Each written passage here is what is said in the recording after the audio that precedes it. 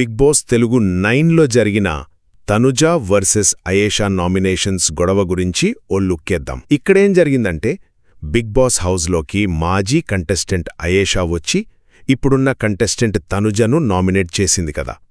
అప్పుడు పెద్ద వాగ్వాదమే నడిచింది. ఇందులో వాళ్ళ వ్యూహాలు, గట్టి ఆరోపణలు, షార్ప్ కౌంటర్లు అన్నీ బయటకొచ్చాయి. ఇది గేమ్ డైనమిక్స్ను కూడా మార్చేలా ఉంది. సరే, ఈ గొడవలో బయటపడ్డ 3 ముఖ్యమైన విషయాలు చూద్దాం.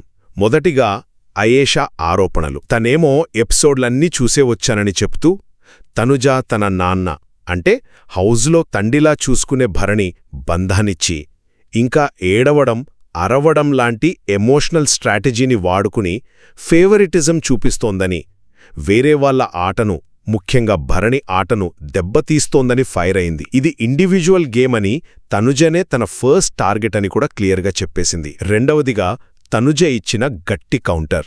ఈ ఆరోపణలను తనుజ అస్సలు వదల్లేదు. టాస్కులో బాల్ దొరక్క నువ్వు కూడా ఏడ్చావుగదా అంటూ అయేషా ఇండివిజువల్ ప్లేయర్ వాదనను ప్రశ్నించింది. నేను ఏ గేమ్లో భరణి సపోర్ట్ తీసుకున్నానో చెప్పు అని నిలదీసింది. అసలు తనును టార్గెట్ చేయడమే తన ఆట ఎంత స్ట్రాంగ్గా ఉందో చూపిస్తోందని, ఒక్కరోజుకే అయేషా ఎమోషనల్ అయిపోయిందని పాయింట్ చేసింది. ఇక చివరగా ఇది కేవలం వాదన కాదు, దీని వెనుక ఓ స్ట్రాటజీ ఉంది. అయేషా ఏం చేసిందంటే బయట ప్రేక్షకుల ఫీలింగ్స్, తనుజపై ఉన్న నెగటివ్స్ వాడుకుని ఓటింగ్లో ముందున్న తనుజను టార్గెట్ చేస్తే తను హైలైట్ అవ్వచ్చని ప్లాన్ వేసింది. అయితే ఇది అనుకోకుండా తనుజకు కూడా ప్లస్ అయింది. తన ఆటపై బయట ఎలాంటి నెగటివ్ టాక్ ఉందో, నాన్న బాండింగ్, ఎమోషనల్ గేమ్ తెలిసి దాన్ని సరిదిద్దుకునే అవకాశం దొరికింది. మధ్యలో భరణి కూడా ఇన్వాల్వ్ అయి తన బంధాలు తన ఆటను పాడు చెయ్యవని స్పష్టం చేశారు. సో మొత్తానికి ఈ నామినేషన్ డ్రామా వల్ల ఇద్దరి గేమ్ ప్లాన్సు, స్ట్రాటజీలు,